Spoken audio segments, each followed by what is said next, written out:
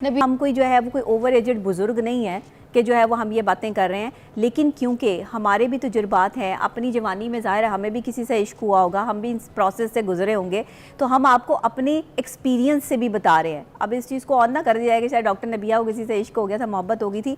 मैं यहाँ पर ये बात जो है वो क्लियर कर दूँ कि मैंने जिससे मोहब्बत की मेरी उसी से शादी हुई, और मैंने मोहब्बत की शादी की, और मैंने मोहब्बत की शादी बड़ी इज्जत और एहतराम के साथ की, और उस इज्जत और एहतराम में अपने माँ बाप का सर भी नहीं झुकने दिया, उनकी भी इज्जत और एहतराम को कायम रखा और अपनी शादी भी निभाई। यस, और इज्जत और एहतराम से मोहब्बत से मेरी शादी भी निभी। तो अगर आपने इस चीज़ को फॉलो करना है ना कि मोहब्बत की शादी करनी है, तो उसके कुछ तकाजे हैं। एक तो शादी से पहले एक दूसरे के आपने करीब नहीं आना, एक दूसरे को आपने जो है वो एक दूसरे को हाथ लगाने की इजाजत नहीं देनी, क्योंकि जो शादी के बाद की मोहब्बत है ना, उसका मजा ही कुछ और है। मैंने अपनी जिंदगी में फैसला किया था कि मैं मोहब्बत शादी के बाद करूंगी।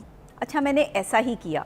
मैं भी नौजवान नस्ल को यही कहना चाहूँगी कि अगर आप भी मोहब्बत करना चाहते हैं तो वो मोहब्बत शादी के बाद उसको निकाह में ला के, जहाँ आपका आधा ईमान मुकम्मल हो जाता है, वहाँ उस मोहब्बत को एंजॉय करें। जिसके माँ बाप हलाल की कमाई पे फोकस रखते हैं, उनकी औलादें फरमा बरदार भी हैं, और उनकी औलादें जो हैं वो ज़माने के लिए भी जो है वो यूज़फुल हैं। आज जो हमारे माशरे में लोगों की टांगें खींच रहे हैं, लोगों के लिए मुश्किलात का बाइस बन रहे हैं, वो नौजवान नस्ल जो अपने ही दूसरे दोस्तों को जो है वो पैसे में देखते हैं और उनसे जेलसी फील करते हैं, या उन्हें अपने ज़्यादा शोहरत पे देखते हैं, जेलसी फील करते हैं, ये वो औलादें हैं जिनकी तरबियत में कमी रह गई है।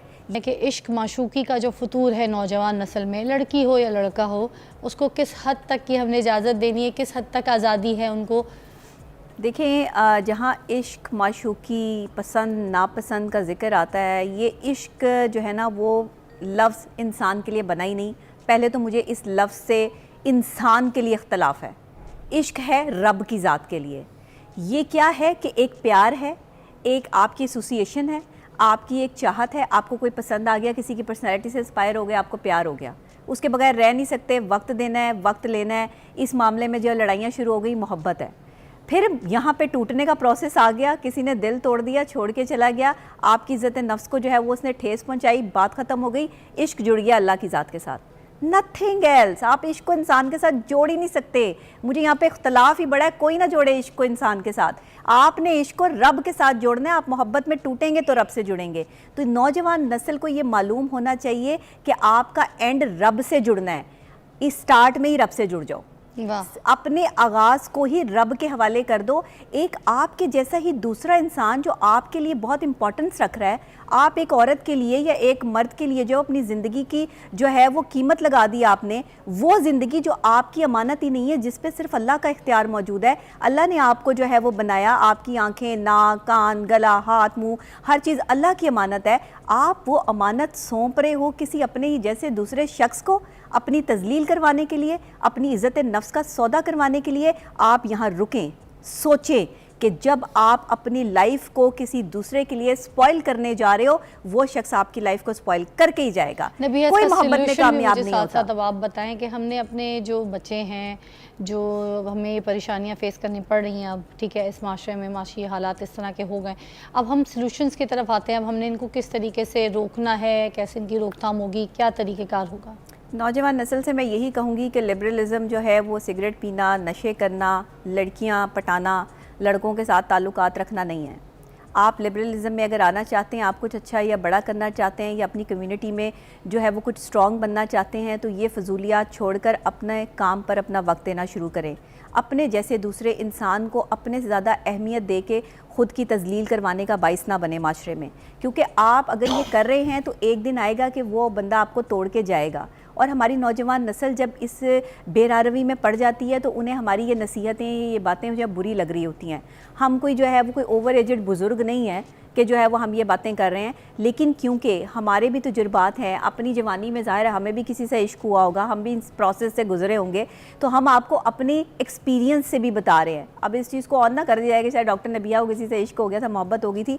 मैं यहाँ पर ये बात जो है वो क्लियर कर दूँ कि मैंने जिससे मोहब्बत की मेरी उसी से शादी हुई, और मैंने मोहब्बत की शादी की, और मैंने मोहब्बत की शादी बड़ी इज्जत और एहतराम के साथ की, और उस इज्जत और एहतराम में अपने माँ बाप का सर भी नहीं झुकने दिया, उनकी भी इज्जत और एहतराम को कायम रखा और अपनी शादी भी निभाई। यस, और इज्जत और एहतराम से, मोहब्बत से मेरी शादी भी नहीं भी। वाह। तो अगर आपने इस चीज़ को फॉलो करना है ना कि मोहब्बत की शादी करनी है, तो उसके कुछ तकाजे हैं। एक तो शादी से पहले एक दूसरे के आपने करीब नहीं आना, एक वाह। दूसरे को आपने जो है वो एक दूसरे को हाथ लगाने की इजाजत नहीं देनी। वाह। आप मिलें, एहसास करें, एक दूसरे का साथ Understanding दें, कर सकते हैं, अंडरस्टैंडिंग बिल्कुल। करें। ये अब है यहाँ भी तक तो बातें चलो ठीक थोड़ा है। आप दे- मैं बैठें, ये नहीं बात कहूँगी करें। कि अब इतने आप जो है वो, हाँ, लिबरलिज्म यहाँ आ जाती है जहाँ आप कह रही हैं कि आप बिफोर मैरिज जो है वो लिविंग सिचुएशन में आ गए हैं, आप एक दूसरे को मियाँ बीवी कंसीडर कर रहे हैं।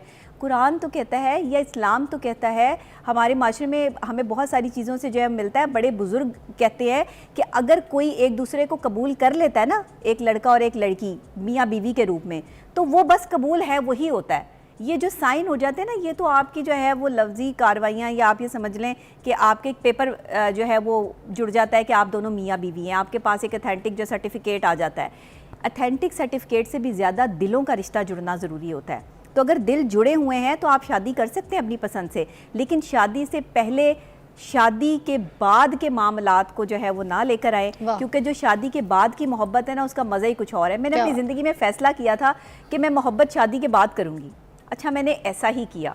मैं भी नौजवान नस्ल को यही कहना चाहूँगी कि अगर आप भी मोहब्बत करना चाहते हैं तो वो मोहब्बत शादी के बाद उसको निकाह में ला के, जहाँ आपका आधा ईमान मुकम्मल हो जाता है, वहाँ उस मोहब्बत को एंजॉय करें। जो लोग शादी से पहले मोहब्बत को एंजॉय कर लेते हैं, वो मोहब्बत का जो चार्म है ना, वो ख़त्म हो जाता है और आप अकेले रह जाते हैं, तन्हा रह जाते हैं। तो नौजवान नस्ल, मोहब्बत ज़रूर करो, मैं नहीं कहती कि ना करो, लेकिन ऐसे शख्स से करो जो ख़ानदानी है, जो आपकी इज्जत करना जानता है। पहले सारी बातें अगर मोबाइल फ़ोनों पे कर ली नहीं करनी, और अगर मुलाकातों में हो गई तो फिर मोबाइल फ़ोन पे तो वो मज़ा नहीं आएगा। जो आपको ज़्यादा पसंद है ना, उसको ज़्यादा टाइम ना दें। सिचुएशन में आएगा जब रिश्ता कायम होगा, ऐलान होगा। हाँ, जिससे ज़्यादा मोहब्बत है उसको टाइम ना दे।